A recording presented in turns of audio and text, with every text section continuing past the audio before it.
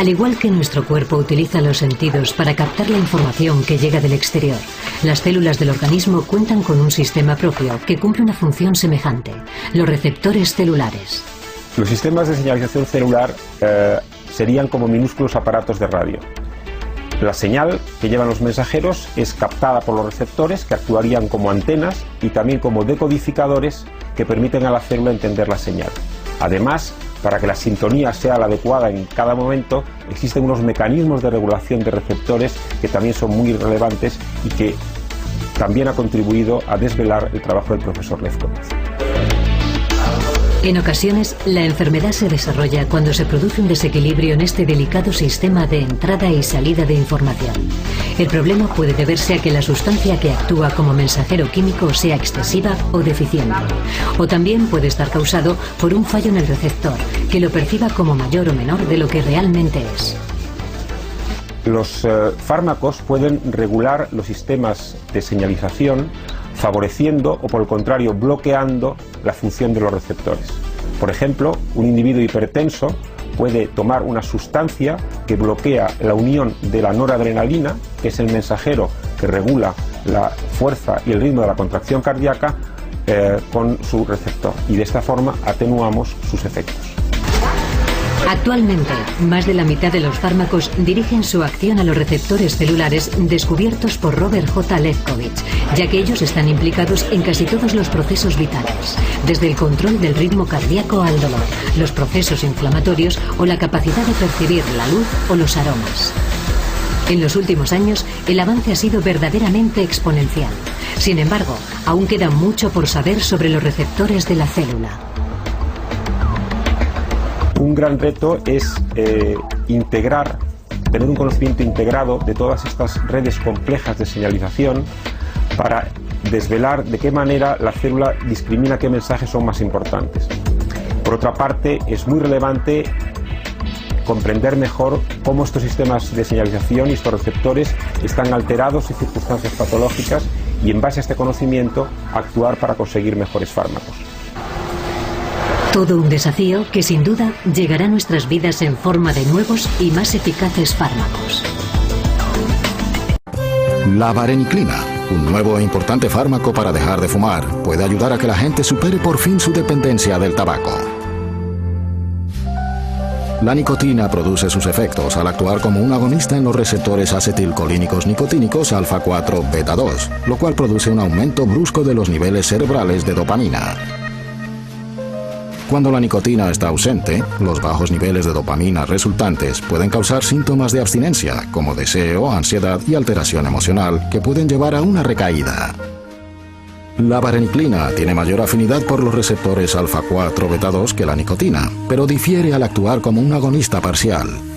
Por lo tanto, cuando se une al receptor alfa-4 beta-2, la vareniclina produce una respuesta dopamínica más reducida que la nicotina. El resultado es una liberación moderada, pero sostenida, de dopamina. Estos niveles más bajos de dopamina pueden ayudar a reducir el deseo de nicotina, sin producir la sensación de placer del consumo de tabaco. Además, en caso de recaída, la vareniclina previene competitivamente la unión de la nicotina al receptor alfa-4 beta-2. Al no producir en el fumador los efectos de sensación de placer de la nicotina, la vareniclina puede proporcionar un beneficio adicional para lograr dejar de fumar. Como hemos visto, la vareniclina tiene potencial para reducir el deseo y algunos de los síntomas de abstinencia asociados con dejar de fumar, sin ser placentera ni adictiva, y reduce la sensación de placer si una persona tiene una recaída. Este mecanismo distingue a la vareniclina como una nueva e importante adición al arsenal terapéutico para el tratamiento antitabaquismo.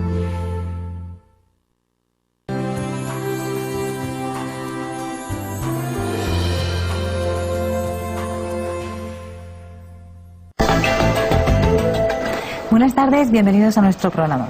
Hoy tenemos con nosotros a un investigador que además ha logrado con su trabajo mejorar la salud de millones de personas en todo el mundo. Buenas tardes, doctor Lefkowitz. Good afternoon. Buenas tardes. Usted es un cardiólogo, pero también es un investigador. ¿Cómo prefiere ser considerado? En la actualidad me considero más bien investigador. Hace muchos años habría dicho más bien cardiólogo. Su trabajo ha permitido entender cómo funcionan más de la mitad de los fármacos que se venden hoy. Debe de ser muy emocionante el que el propio trabajo tenga tantas implicaciones para la vida de todos. Es sumamente gratificante. Una de las cosas interesantes de hacer investigación básica es que a menudo uno no se da cuenta en el momento de las implicaciones que el trabajo tendrá con el tiempo. Su descubrimiento más importante, por decirlo de alguna manera, ha sido describir cómo las células se comunican con su entorno. ¿Es un resumen correcto en términos amplios? Sí, es correcto. En organismos complejos como el cuerpo humano hay una enorme cantidad de células que naturalmente se organizan en tejidos y luego en órganos, como el corazón, el bazo y el páncreas. Pero para que un organismo funcione, estos diferentes órganos deben comunicarse entre sí. Y lo hacen por medio de las hormonas y de los denominados neurotransmisores. De modo que el sistema de comunicación es absolutamente vital para el funcionamiento del cuerpo humano. La idea es que las células tienen en su membrana algo así como puertas que se abren de forma específica en función de cerraduras que interactúan con ellas. Esa es la idea general. Esa es la idea general. Los llamamos receptores de cerradura o de pequeña puerta. Son moléculas en la membrana celular, la superficie externa de la célula, que están bien situadas para recibir las señales que llegan del torrente sanguíneo en forma de hormonas y otras moléculas. Hay muchos tipos de receptores diferentes. O sea, estas puertas y estas cerraduras son de tipos muy distintos y usted descubrió que era así como funcionaba. Pero ¿cómo se creía que funcionaba todo el sistema antes de que usted descubriera estos receptores? Se estuvo especulando, probablemente durante 100 años o más, con que los receptores con los que yo trabajo podrían estar en la superficie celular. Pero la idea no fue bien recibida. Y de hecho fue muy polémica en la época en la que yo empezaba mi propio trabajo, hacia 1970. Así pues, el primer objetivo de investigación que tuve siendo un científico muy joven fue intentar establecer de una vez por todas que estos receptores míticos realmente existían. Y de hecho lo conseguimos a principios de los años 70. Y ese fue el comienzo de todo el programa de investigación. Yo tomo varios medicamentos, ninguno de los cuales estaba disponible en la época en la que murió mi padre. De modo que tenemos toda clase de medicinas para modificar nuestros factores de riesgo. Por supuesto, tenemos que saber cuáles son nuestros factores de riesgo. En mi caso personal, por ser médico y tener acceso a esa información, lo supe y he podido modificar las cosas en consecuencia. Y creo que el hecho de haber vivido los últimos 17 años desde aquella operación de bypass, cirugía de derivación coronaria, con excelente salud, pienso que es una prueba clara, en parte, de mi disciplina, pero también de la disponibilidad de medicamentos. En el futuro se espera que tengamos lo que se conoce comúnmente como medicina personalizada.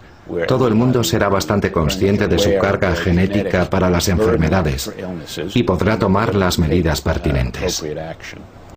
Recuerdo uno en concreto, hace unos 25 años, cuando descubrimos por primera vez la estructura de uno de los receptores con los que estaba trabajando. Lo hicimos clonando el gen para ese receptor. Y al hacerlo, vimos, a partir de la secuencia de aminoácidos del receptor, que se asemejaba mucho a otra proteína, una proteína llamada rodopsina. La rodopsina es una proteína que se halla en la retina, encargada de capturar fotones de luz. Así es como vemos cuando los fotones de luz afectan a las moléculas de rodopsina en la retina. El receptor cuya estructura acabo de determinar era algo llamado receptor beta-adrenérgico. Este es uno de los tipos de receptores de la adrenalina. Y nunca pensamos que ese receptor se parecería a esa proteína visual. Pero cuando vimos que sí, aquel fue un verdadero momento eureka. Porque en esencia, la rodopsina es también un receptor de luz. Cuando vi que estas dos moléculas, un receptor de adrenalina y un receptor de luz, eran tan parecidas, se me ocurrió que quizá habría muchísimos receptores que compartirían este tipo de estructura. Y resultó ser así, de modo que aquel fue probablemente uno de los mayores momentos eureka que he tenido. En muchos tipos de sinapsis, tras varios ciclos de despolarización, se produce una señal retrógrada. Un fosfolípido producido en las membranas de las células postsinápticas es escindido por la fosfolipasa D para producir la molécula de anandamida. Cruza el espacio sináptico y se une al receptor cannabinoide, permitiendo la interacción con la proteína G inhibidora, que inactiva la adenilato ciclasa.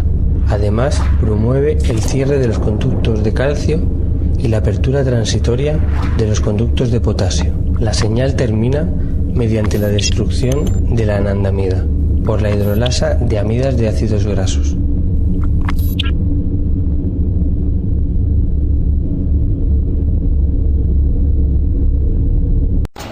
En el vídeo se compara los sistemas de comunicación de las células con pequeños aparatos de radio.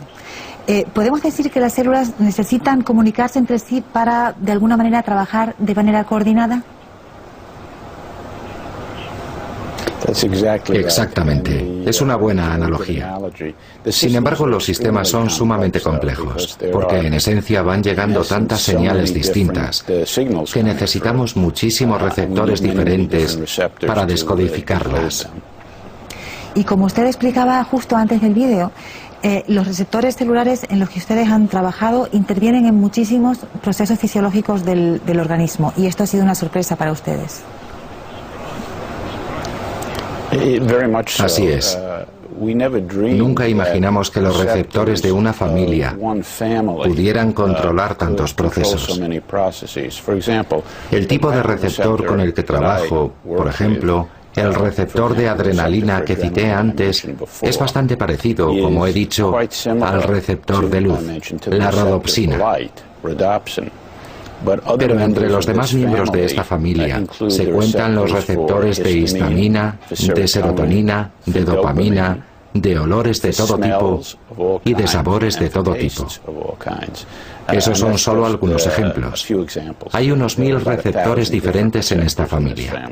Así que verdaderamente regulan casi todos los procesos fisiológicos conocidos del ser humano.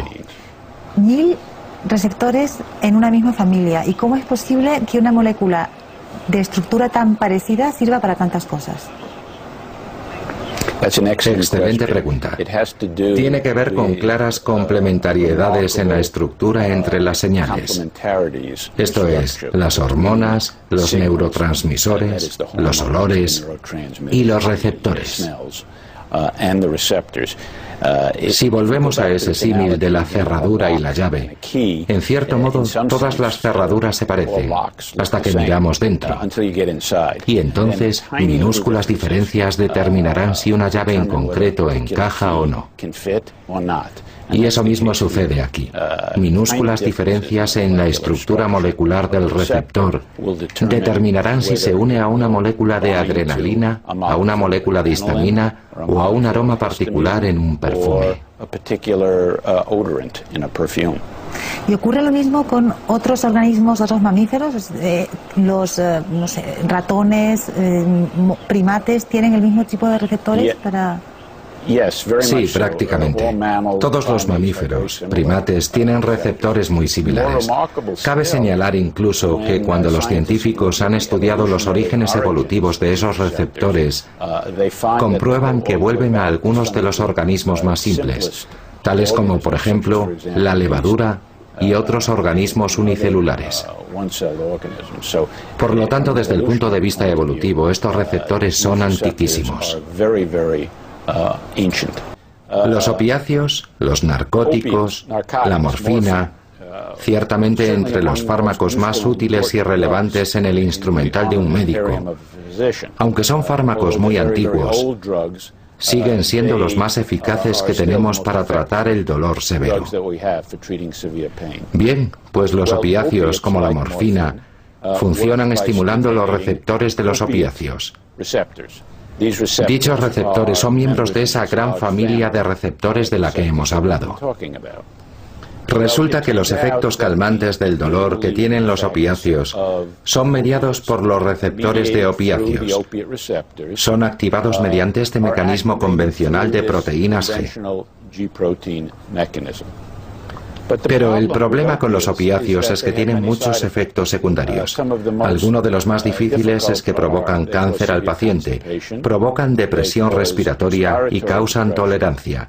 Es decir, que se necesitan cantidades cada vez mayores del fármaco para lograr el mismo efecto. Resulta que mientras los efectos calmantes del dolor que tienen los opiáceos son mediados a través de la proteína G, todos los efectos secundarios que acabo de citar son mediados a través de las arrestinas. Por consiguiente, si tuviésemos un fármaco que pudiera activar el receptor de opiáceos, pero solo activara la señalización de la proteína G, no la señalización de la arrestina, en teoría tendríamos un fármaco que sería muy eficaz contra el dolor, pero sin los efectos secundarios. Y de hecho la compañía está intentando desarrollar un compuesto como ese. ¿Cuánto tiempo puede pasar hasta que se tenga un fármaco así? Bueno, eso nunca se sabe. En ciencia realmente no hay horarios. Veo que la gente de negocios no parece darse cuenta de ello, pero los científicos sí. Espero que dentro de unos años dicho fármaco esté en ensayos clínicos, aunque luego es un largo recorrido de ahí a realmente poder extender una receta del medicamento, a conseguir que se apruebe. Típicamente, en el mejor de los casos, desde el momento en que empieza la investigación sobre el fármaco hasta el momento en que realmente triunfa y se le otorgaría una licencia, transcurrirían unos 10 años. En realidad eso sería bastante rápido. Hemos hablado de la importancia de que lleguen jóvenes con ideas rompedoras a los laboratorios. ¿Qué posibilidades hay de que uno de estos jóvenes con unas ideas realmente rompedoras aporten algo completamente nuevo en retos de la medicina como son hoy el cáncer, el SIDA, que afectan a muchísimas personas?